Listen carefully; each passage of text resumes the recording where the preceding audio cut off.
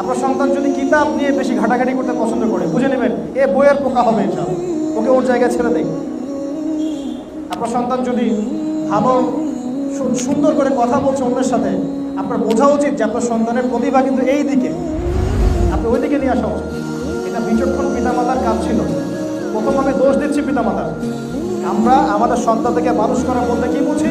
তাদের গায়ে গতরে শারীরিকভাবে বড় করা। সন্তান মানুষ করার মূল কথা হচ্ছে সন্তানের আত্মাকে গড়ে তোলা। আমাদের পিতামাতা কবে বুঝবেন এটা? সন্তানকে বড় করার অর্থ এই নয় যে আমি সুদ খেয়ে, ঘুষ খেয়ে, দুর্নীতি করে সন্তানের গায়ে গতরে বড় করলাম। সন্তানকে বড় করার মানে হচ্ছে ওর আত্মাটাকে গড়ে তোলা, ওর আত্মা যেন কলুষিত না হয়। প্রিয় পিতা মাতারা যারা আমার কথা শুনবেন অনলাইনে বা অফলাইনে, আপনার সন্তানকে বোঝার চেষ্টা করেন।